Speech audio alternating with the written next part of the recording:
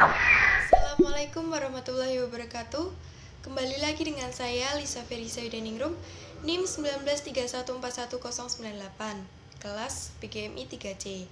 Di sini saya akan membahas materi yang ketiga, yaitu Islam dan Kebudayaan Indonesia. Materi yang pertama yaitu persentuhan Islam dengan kebudayaan Melayu dan Jawa. Yang kedua, inovasi dan pengaruh Islam dalam sastra, seni, dan arsitek.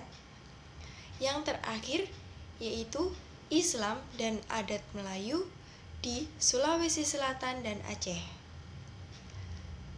Mari kita masuk ke materi yang pertama, yaitu persentuhan Islam dengan kebudayaan Melayu dan Jawa. Dalam Islam terdapat ajaran tauhid, yaitu konsep sentral yang berisi ajaran bahwa Tuhan adalah pusat dari segala sesuatu dan manusia harus mengabdikan diri sepenuhnya kepadanya. Di pesantren-pesantren tradisional Salafi, kalimat la ilaha illallah, implikasi dari doktrin itu adalah tujuan kehidupan manusia hanyalah keridhoannya. Dengan demikian, konsep mengenai kehidupan Islam adalah konsep teoritis, yaitu bahwa seluruh kehidupan umat manusia berpusat pada Tuhan. Kuntowijoyo berpendapat bahwa konsep teoritis dalam Islam ternyata bersifat humanistik. Artinya, Islam mengajarkan bahwa manusia harus memusatkan diri kepada Tuhan, tetapi tujuannya untuk kepentingan manusia itu sendiri. Indonesia pernah mengalami dualisme kebudayaan, yaitu antara kebudayaan keraton dan kebudayaan populer. Dua jenis kebudayaan ini sering dikategorikan sebagai kebudayaan tradisional. Kebudayaan istana atau kebudayaan keraton dikembangkan oleh abdi dalam atau pegawai istana, mulai dari pujangga sampai arsitek. Raja berkepentingan menciptakan simbol-simbol budaya tertentu untuk melestarikan kekuasaannya. Dalam Babad Jawa digambarkan bahwa raja adalah pemegang wahyu yang dengannya ia merasa sah untuk mengklaim dirinya sebagai wakil Tuhan untuk memerintah rakyatnya. Meskipun dalam keraton terdapat pengaruh Hinduisme, tetapi Islam pun cukup berpengaruh. Misal Raja Jawa untuk melegitimasi kekuasaannya. Di satu sisi, ia menentukan silsilah yang menyatakan bahwa dirinya keturunan para dewa. Tetapi di sisi lain, ia juga mengaku sebagai keturunan para nabi. Konsep kekuasaan Jawa dengan konsep kebudayaan Islam dalam kebudayaan Jawa dikenal sebagai konsep raja absolut. Islam justru mengutamakan konsep raja adil. Perbedaan lain adalah kebudayaan Jawa, ketertiban masyarakatnya didasarkan atas kemutlakan kekuasaan raja. Tetapi dalam Islam ketertiban sosial akan terjamin jika peraturan syariat ditegakkan. Salah satu konflik Siti Jenar dengan seorang Raja Demak. Siti Jenar ini menganut ajaran mistik, sehingga Raja Demak berusaha untuk menghilangkan pengaruh mistik, sufi, dan tarekat karena meremehkan kekuasaan keraton.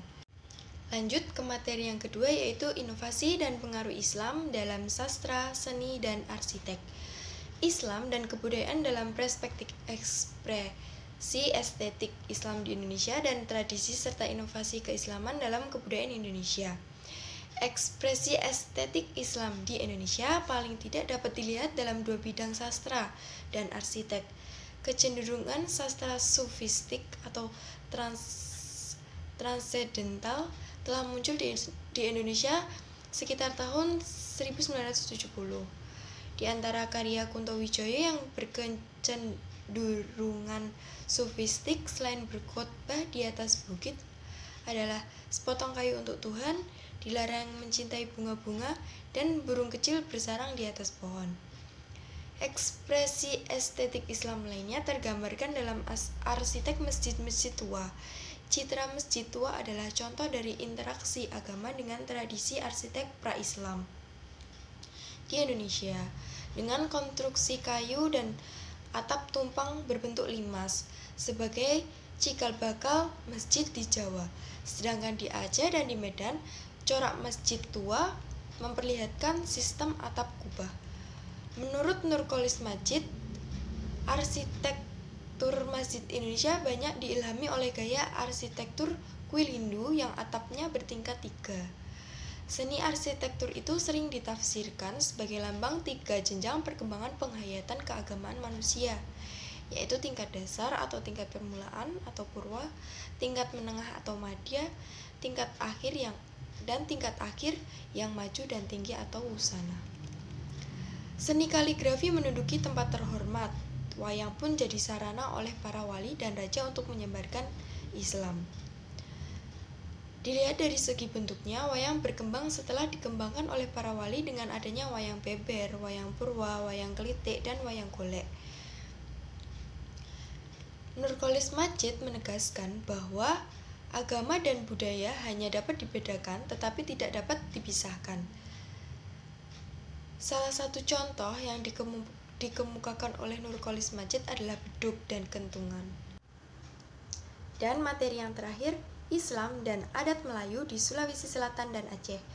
Bagian pertama merujuk pada artikel yang berjudul Norma Adat dan Agama Islam Dulu, Kini, dan Esok di Sulawesi Selatan karya Halide. Sedangkan bagian kedua merujuk pada artikel yang berjudul Pengembaraan Kebudayaan Aceh di Luar Tanah Ranahnya, karya Tengku Haji Muslim Ibrahim. Pengaruh Islam dalam budaya Sulawesi Selatan antara lain tergambarkan dalam Sulapa Epae atau pepatah orang tua kepada anaknya yang hendak merantau. Halide menjelaskan bahwa Sulapa Epae mengandung ajaran kepemimpinan. Sebagai seorang pemimpin akan sukses apabila memiliki watak dan sifat yang jujur, bijaksana, sabar, berani, adil, ilmuwan, dan hartawan. Sahabat yang termasuk Al-Khulafaur Rasyidin di atas merupakan gambaran dari sifat-sifat itu. Abu Bakar As-Siddiq adalah simbol dari kejujuran, kebijaksanaan, dan kesabaran.